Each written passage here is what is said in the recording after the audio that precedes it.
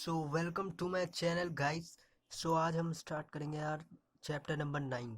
ठीक है, mechanical properties of solid.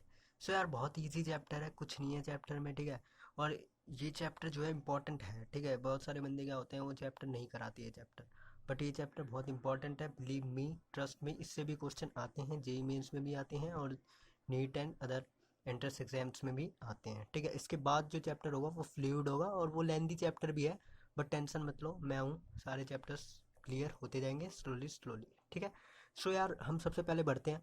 देखो यार, ये इलास्टिसिटी है सबसे पहला टॉपिक, जैसा कि मैंने लिख रखा है।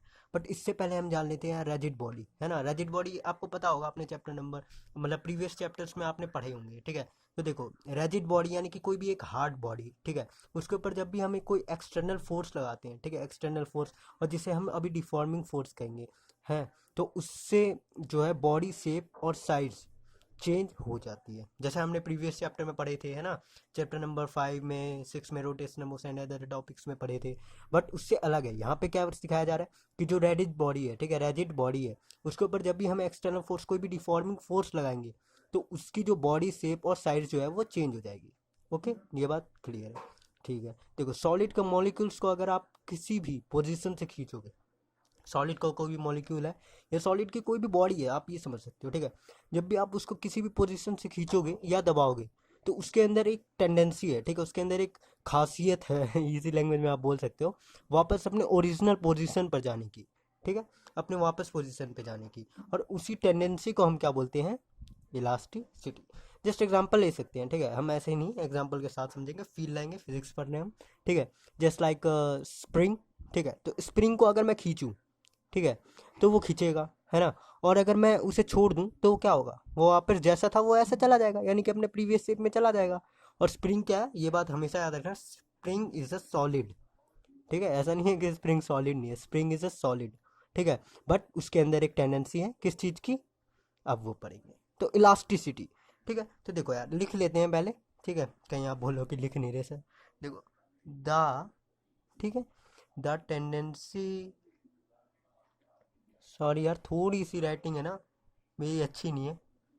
ठीक है, बट कोई बात नहीं, मैं समझाऊंगा एकदम अच्छे से। ठीक है, एनी चेंज इन इट्स और शेप, साइज बाय आ बॉडी। ठीक है, क्या मतलब, देखो किसी भी बॉडी की टेंडेंसी है कि वो अपने शेप साइज को चेंज करना नहीं चाहेगी। ये क्या बोल दिया सर, अरे यही है, देखो जैसे स्प्रिंगी का एग्जांपल लेते हैं, स्प्रिंग के बारे में हमने बहुत पढ़ा है ना, चैप्टर नंबर 5 में ही पढ़ा था, एंड मतलब प्रीवियस चैप्टर्स में पढ़े थे, है ना। तो देखो किसी भी बॉडी की टेंडेंसी है कि वो अपने शेप एंड साइज को चेंज करना नहीं चाहेगा। कैसे, देखो जैसे स्प्रिंग का मैंने बोला कि अगर मैं उसे खींचूं तो वो चाहती नहीं है खींचना, जैसे ही मैं उसे छोड़ूंगा क्या होगा, वो अपने प्रीवियस शेप में चला जाएगा, है ना। अच्छा, एक और एनसीईआरटी का ले लेते हैं। ठीक है, एनसीईआरटी ने कैसे एक्सप्लेन किया, देखो to tendency of a body, ठीक है, मॉडुलस ऑफ बॉडी, है ना, sorry molecules of a body to regain its original configuration after, ठीक है, removal of deforming force up to a elastic limit, ये बात याद रखना। अच्छा, इलास्टिक लिमिट आगे पढ़ेंगे।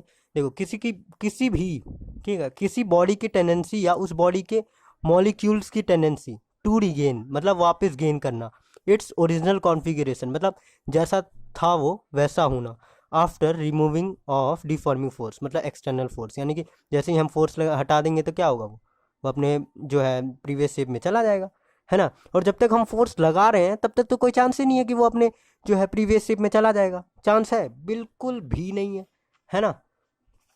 सो जैसे ही हम छोड़ेंगे तो क्या होगा, जैसे ही हम छोड़ेंगे वो वापस अपने ओरिजिनल शेप में चला जाएगा। जैसे ही हम छोड़ेंगे तो जैसे वो रिमूवल होगा और वापस अपने ओरिजिनल शेप या साइज में चला जाएगा, है ना, गेन कर लेगा, यानी कि अपने जो प्रीवियस शेप था उसको गेन कर लेगा। ठीक है, चलो मैं एक क्वेश्चन पूछता हूँ आपसे, ठीक है मजा आएगा, देखो। अच्छा बताओ कि which is more elastic, steel, इससे ना बहुत कॉन्सेप्ट क्लियर होंगे आपके। ठीक है, आप सोचना, ठीक है, इसको वीडियो को पॉज कर लेना और सोचना कि क्या इलास्टिक है। हाँ, इसका सॉल्यूशन देंगे, बताओ क्या इलास्टिक हो सकता है। चलो अब देखते हैं, हम देखते हैं, ठीक है। आपने आई होप क्या कहते हैं, पॉज करके आपने सोचा होगा। देखो इसका आंसर आपको क्या लग रहा होगा, रबर, है ना, बट उसका opposite steel. Steel is a more elastic than rubber, है ना। अब इसका रीजन भी देखेंगे, ऐसी बात नहीं है कि ऐसे ही बोल दिया कि स्टील इलास्टिक है ज़्यादा। Steel is more elastic than rubber, ठीक है। अच्छा, अब क्यों है, क्योंकि देखो एक लिमिट होती है जहाँ तक बॉडी को डिफॉर्म करने की। ऐसा नहीं है कि हम उसे कितना भी डिफॉर्म कर रहे हैं, है ना। जैसे मान लो मेरे पास स्टील की एक पत्ती है, स्टील की एक पत्ती, ठीक है, प्लेन आपने देखा होगा, स्टील की एक स्केल भी होती है, आती है ना। तो स्टील की एक पत्ती है, उसे मैं थोड़ा सा खींच के छोड़ दूं तो क्या होगा, वो रबर से भी जल्दी वापस आएगी। उसकी tendency to regain its position rubber से क्या है, ज़्यादा है। पर इसी स्टील की पत्ती को मैं ज़्यादा ही खींच के दबा दूं, मतलब एकदम ज़्यादा ही खींच के दबा दूं, तो क्या होगा, वो वापस ही नहीं आएगा। यानी कि वो क्या हो जाएगा, जो वो जो है एकदम परमानेंटली एक तरह से डिफॉर्म हो जाएगा, है ना। वो क्या कहते हैं, इसलिए हमें क्या पता चला कि डिफॉर्मिंग जो है ना, वो एक पर्टिकुलर लिमिट तक सही है। एक और एग्जाम ले लेते हैं, मतलब सॉरी एग्जाम्पल ले लेते हैं। मान लो मेरे पास स्टील का एक रॉड है, ठीक है, और रबर का कोई भी ऑब्जेक्ट, ठीक है, रबर का कोई भी ऑब्जेक्ट है। उन दोनों को मैं डिफॉर्म करूँ तो जल्दी अपनी पोजीशन को कौन गेन करेगा, हाँ अब आपको पता चल गया होगा, स्टील करेगा। तो tendency to regain its configuration भी स्टील के पास ज़्यादा है, but up to a certain limit, और उसी लिमिट को हम बोलते हैं elastic limit. I hope you will clear about this topic. So एक लिमिट के बियॉन्ड अगर आपने डिफॉर्मिंग फोर्स लगा दे, अगर एक लिमिट के बियॉन्ड यानी कि एक लिमिट से बाहर अगर आपने डिफॉर्मिंग फोर्स लगा देना, तो क्या होगा, बॉडी अपनी इलास्टिक प्रॉपर्टी जो है ना उसको लूज कर देगा, है ना। जैसे मान लो स्प्रिंग होती है, एक आती है, ठीक है, 10-20 रुपए की स्प्रिंग आती है।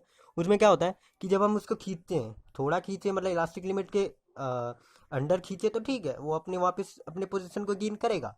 बट अगर आप उसको लिमिट के बियॉन्ड अगर आप फोर्स लगा देते हो तो क्या होता है, वो फिर वापस तो आता है, बट वो अपने प्रीवियस शेप में जैसा वो था वैसा नहीं होता, है ना।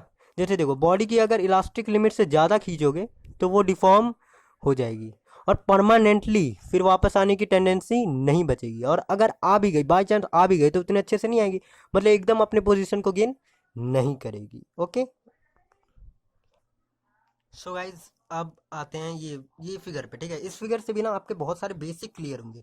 जैसे बच्चों के अंदर ना कई जो है बेसिक ना अच्छे से नहीं होती उनके क्लियर, ठीक है, उनके पास कई डाउट होते हैं, ठीक है, इसी टॉपिक के क्लियर को। इसलिए मैंने क्या करा, इसके